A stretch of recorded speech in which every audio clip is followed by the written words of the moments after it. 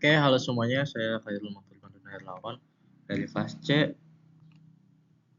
Kali ini kita akan membahas salah satu topik atau materi di mata kuliah Operational Research 2 atau penelitian operasional 2, yaitu tentang state codes problem ya. Jadi apa sih state codes problem itu?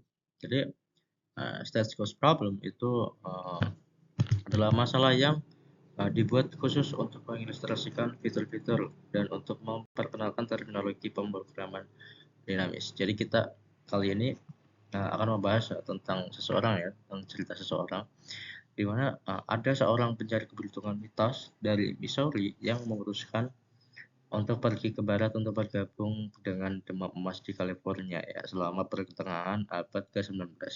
Nah, jadi perjalanan itu membutuhkan perjalanan dengan kereta panggung melalui negara yang tidak tenang, atau maksudnya itu negara atau area yang dalam bahaya ya, atau zona merah, di mana ada bahaya serius seperti serangan dari perampok. Nah, meskipun di titik awal dan juga tujuannya sudah ditetapkan, ya ia memiliki banyak pilihan tentang negara bagian mana atau wilayah yang kemudian menjadi negara bagian untuk dilalui dalam perjalanan. Jadi semacam milih rute, ya, milih titik-titik tujuan untuk mencapai rute terakhir atau rute tujuan. Nah, rute yang mungkin ditunjukkan pada gambar 10.1 yang setelah ini akan saya tampilkan, itu di mana setiap keadaan diwakili oleh huruf yang dilingkari dan arah perjalanan yang selalu dari kiri ke kanan dalam diagram. Nah, jadi dengan demikian 4 tahap kereta panggung tadi diperlukan untuk melakukan perjalanan dari titik keberangkatannya di negara bagian A, which is Missouri, ke tujuannya yaitu di negara bagian C, which is California. Nah, si pencari keberuntungan tadi itu adalah orang yang bijaksana, cukup cerdik, cukup memperhatikan keselamatan, cukup memperhatikan keamanannya. Nah, jadi setelah dia mikir-mikir, dia menemukan cara yang agak cerdas nih untuk menemukan rute yang menurut dia paling aman. Nah, ada polisi asuransi jiwa di mana dia menawarkan kepada penumpang kereta panggung. Nah, karena biaya polis untuk mengambil kereta panggung tertentu itu didasarkan pada evaluasi yang cermat terhadap keamanan dari perjalanan. Jadi rute yang paling aman itu harus jadi rute yang biaya polis asuransi jiwanya paling kecil, paling murah. Nah, biaya untuk kebijakan standar ini pada kereta panggung ini yang berjalan dari negara bagian I ke negara bagian J itu bakal dilambangkan dengan CIJ seperti yang sudah yang ditampilkan pada gambar-gambar ini. Lalu ya, ini adalah gambaran dari sistem perjalanan atau sistem rute-rute tadi ya, dan juga biaya untuk masalah kereta panggung tadi. Nah, gimana kita menyelesaikan masalah ini? So, solving the problem. Cara kita memecahkan masalah ini. Pertama-tama, perlu kita perhatikan bahwa pendekatan BCG ini itu memilih biaya rute yang paling murah yang ditawarkan oleh setiap tahap berturut-turut dan nggak perlu menghasilkan keputusan yang optimal secara keseluruhan. Nah, jadi kalau kita ngikutin strategi ini, kita bakal diberikan rute A, B, F, I, J dengan total biaya itu 13. Nah, tapi ngorbanin sedikit pada satu tahap itu bisa memungkinkan penghematan yang lebih besar setelahnya.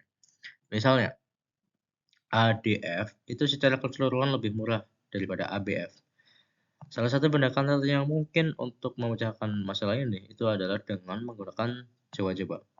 Tapi jumlah rute yang mungkin lebih besar, yaitu 18, itu harus menghitung total biaya untuk setiap rute dan ini bukanlah tugas yang efisien ya, nggak efektif. Untungnya pemrograman dinamis itu memberikan solusi dengan upaya yang jauh lebih sedikit daripada penjajahan lengkap seperti biasanya. Nah, jadi penghematan komputasi yang sangat besar ini untuk versi yang lebih besar dari masalah ini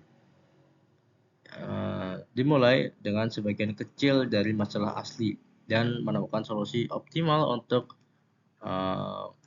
masalah yang lebih kecil ini. Nah, kemudian nanti secara bertahap memperbesar masalah, menemukan solusi optimal saat ini dari yang sebelumnya sampai masalah asli diselesaikan secara keseluruhan. Jadi untuk masalah cerita panggung tadi, kita mulai dengan masalah yang kecil dulu, di mana pencari keberuntungan tadi itu kita anggap hampir menyelesaikan perjalanannya dan cuma punya satu tahap lagi untuk pergi, untuk sampai ke tujuannya. Nah, solusi optimal yang jelas untuk masalah yang kecil ini itu adalah beralih dari keadaannya yang sekarang ke apapun itu, dimanapun itu, ke tujuan utamanya, yaitu C. Nah, pada setiap iterasi berikutnya, masalah yang diperbesar dengan meningkatkan satu jumlah tahap yang tersisa untuk menyelesaikan perjalanan untuk sampai di tujuannya. Nah, untuk masalah yang diperbesar ini, solusi optimal untuk kemana harus pergi selanjutnya dari setiap keadaan yang mungkin dapat ditemukan dengan relatif mudah dari hasil yang diperoleh pada iterasi sebelumnya. Nah, pertama-tama kita akan formulasikan terlebih dahulu. Nah, jadi seperti yang tertera ini ya, biarkan variabel keputusan xn dibagi menjadi 4, di mana n sama dengan 1, 2, 3, dan 4 menjadi tujuan langsung pada tahap n, di mana n itu rute kereta panggung dari ke n yang akan diambil. Nah, jadi dengan demikian rute yang dipilih itu adalah A, X1, X2, X3, X4, di mana X4 adalah tujuan tujuan akhir, yaitu adalah J. Lalu biarkan Fn S Xn menjadi total biaya polis keseluruhan terbaik atau optimal untuk tahap yang tersisa. Mengingat bahwa pencari keberuntungan itu berada di negara S, which is siap untuk memulai tahap N dan memilih Xn sebagai tujuan langsung. Nah, karena kita tahu S dan N, kita bisa biarkan Xn bintang ini menunjukkan nilai Xn dan garis unik. Yang penting adalah meminimalkan Fn Sxn dan biarkan Fn bintang S ini menjadi nilai minimum yang sesuai dengan atau sesuai dari Fn Sxn. Nah, jadi dengan demikian kita bisa mendapatkan formulasi yang ada di bawah ini, formula yang ada di bawah ini. Terus selanjutnya, dari poin sebelumnya kita dapat nilai CSXN itu diberikan oleh tabel sebelumnya untuk CIJ dengan mengatur I sama dengan S atau current state dan CX sama dengan SN untuk tujuan langsung. Karena tujuan akhir set J itu tercapai pada tahap 4 F5 dan J sama dengan 0. Jadi tujuannya adalah untuk menemukan F1 dan A dan rute yang sesuai. Nah, pemrograman dinamis itu menemukan dengan berturut-turut menemukan F4S, F3S, dan juga F2S untuk setiap kemungkinan status S. Dan kemudian menggunakan F2S untuk menyelesaikan F1A. Lalu prosedur pekerjaannya, kita mulai dengan tahap mundur, jadi paling akhir, yaitu di bagian stage 4 atau N sampai 4 ke belakang. Oke. Pada stage 4 ini, ketika si pencari keberuntungan has only one more stage to go, hanya memiliki satu tahap lagi untuk ditempuh, yaitu N sampai dengan 4. Nah, each route after ini adalah rute setelahnya itu ditentukan sepenuhnya oleh keadaannya saat ini. Ya, di mana saat ini itu adalah S, baik H ataupun I. Dan tujuan akhirnya adalah X4 sama dengan J. Ya, jadi rute untuk lari kereta untuk rute perjalanan kereta panggung terakhir ini itu adalah S sama dengan J. Di mana oleh karena itu karena F4S itu sama dengan F4SJ, jadi solusi langsung untuk masalah ini, masalah N sama dengan 4 ini seperti yang ditampilkan di tabel ini. Lalu selanjutnya tahap stage 3 atau di bagian N sama dengan 3. Nah, ketika pencari keberuntungan itu memiliki 2 tahap lagi, kita perlu melakukan beberapa perhitungan. Misalnya, misalkan mencari keberuntungan itu berada dalam keadaannya keadaan F.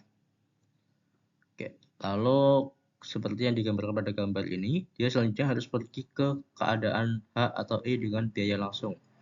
CFH sama dengan 6 atau CFB sama dengan 3. Nah, jika dia memilih keadaan H, maka total biaya perjalanannya itu 6 ditambah 3, yaitu 9. Sebaliknya, kalau dia pilih I, berarti 3 ditambah 4 sama dengan 7. Nah, jika dibandingkan dari FH atau FI, yang paling kecil adalah FI karena menghasilkan total biaya yang lebih murah, lebih kecil, yaitu 7 dibanding FH yang menghasilkan total biaya 9. Oleh karena itu, pilihan optimal itu jatuh di X3 sama dengan I karena memberikan biaya yang lebih kecil atau biaya minimum. Selanjutnya, prosedur solusi untuk di tahap 3 ini yaitu perhitungan serupa perlu dilakukan ketika Anda memulai dari 2 kemungkinan keadaan lainnya, yaitu S sama dengan E atau E dan S sama dengan G, dengan 2 tahap yang tersisa. Nah, kita coba dengan melanjutkan secara grafis ya gambar 10.1 tadi secara algebra dengan menggabungkan nilai CIJ dan juga F4S. Nanti bakal diketahui seperti ini. Nah, ini tuh maksudnya apa sih? Nah, S sama dengan E, F, G itu adalah N tujuan selanjutnya setelah H dan juga I. Tadi kan kita sudah menentukan memilih H atau I. 4 ini maksudnya adalah total perjalanan atau total biaya untuk perjalanan dari E ke H. Begitupun dengan 8, ini berarti total biaya dari E ke I. F ke H itu 9, F ke I 7, G ke H 6, GI 7. Nah, dari 2 total biaya ini itu dibandingkan dan kita memilih biaya yang paling kecil yang nantinya akan menjadi nilai dari F3S. Karena E ke H dan E ke I dari 2 ini hasilnya adalah 4 dan 8, di mana E ke H itu lebih kecil total biayanya yaitu 4, maka F3S untuk E ke H itu adalah 4. Dan begitu pun seterusnya dari F ke H, EFG ke HI ini dipilih yang paling kecil. Lalu selanjutnya, solusi untuk stage 2 atau tahap 2. Nah, solusi untuk masalah tahap 2 ini, di mana ini di bagian N sama 2, itu ada 3 tahap yang harus ditempuh. Dan juga diperoleh dengan cara yang sama. Nah, dalam hal ini F2 SX2 itu sama dengan CSX2 sama dengan F3X2. Nah, misalkan si pencari keberuntungan tadi itu berada dalam keadaan C, seperti yang digambarkan pada gambar ini ya. Selanjutnya, dia harus pergi ke keadaan E, F, atau G dengan biaya langsung CE sama dengan 3, atau CCF sama dengan 2, atau CCG sama dengan 4. Nah, setelah sampai di sana, biaya tambahan minimum untuk tahap 3 hingga akhir itu diberikan oleh tabel N sama dengan 3 sebagai F3E sama dengan 4, F3F sama dengan 7, atau F3G sama dengan 6, yaitu total biaya perjalanan sebelumnya ya. Nah, seperti yang ditunjukkan di atas, simpul E dan F itu dan di bawah simpul G itu pada diagram sebelumnya perhitungan yang dihasilkan untuk 3 alternatif dirangkum di bawah ini. Nah, ini rangkuman dari perhitungan dari total biaya tadi ya. Nah, minimum dari ketiga angka ini itu adalah 7. Jadi total biaya minimum dari negara bagian C hingga akhir adalah F2C dan tujuan langsung harus X2E. Oke, selanjutnya membuat perhitungan serupa ketika Anda mulai dari keadaan B atau D. Nah, dan nanti akan menghasilkan hasil seperti ini ya tabelnya. Nah, pada baris pertama dan ketiga di tabel ini, bisa kita perhatikan, bisa kita lihat bahwa E dan F itu mengikat sebagai nilai minimalisasi X2. Sehingga tujuan langsung dari keadaan B atau D harus X2 sama dengan E atau F. Nah, prosedur solusi di tahap 1 itu kita bisa beralih ke soal tahap pertama, yaitu N sama dengan 1.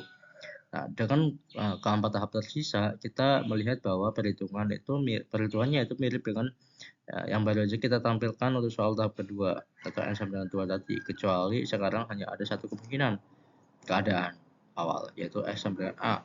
Seperti yang digambarkan pada tabel bawah ini, pada gambar ini. Perhitungan ini tuh dirangkum selanjutnya untuk 3 alternatif untuk tujuan langsung, karena 11 itu adalah biaya minimum ya, dibandingkan 13, karena nilainya hanya ada 2, yaitu 13 dan juga 11. Nah, karena 11 adalah minimum, maka F1A itu sama dengan 11 dan X1 sama dengan C atau D. Nah, jadi kesimpulannya dari permasalahan tadi, solusi optimal untuk seluruh celah sekarang dapat diidentifikasi dari 4 tabel.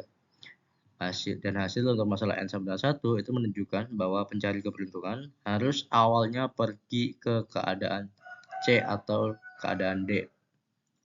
Jadi misalkan dia memilih X1 sama dengan C, maka untuk N sama 2 harus untuk S sama dengan C, yaitu X2 sama dengan E. Nah, hasil ini itu mengarah pada masalah S sama dengan 3 yang memberikan S3 sama dengan H. Nah, untuk S sama dengan E, dan masalah N sama dengan 4 itu menghasilkan X4 sama dengan J untuk S sama dengan H. Nah, oleh karena itu, salah satu rute optimal itu adalah AC, E, H ke J.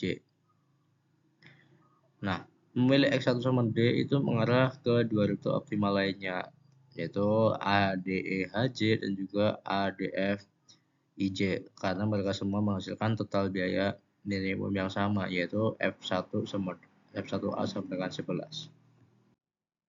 Jadi solusinya akan bisa digambarkan seperti ini ya. Ini adalah rute dari solusi optimal tadi yang menghasilkan biaya minimum. Oke, dan mungkin sekian ya dari pembahasan dari state cost problem di materi pemrograman dinamis deterministik ini. Kalau ada kesalahan dalam penyebutan kata maupun kurang jelasnya dalam menjelaskan topik kali ini, mohon dimaafkan. Sekian dari saya, terima kasih. Selamat siang semuanya.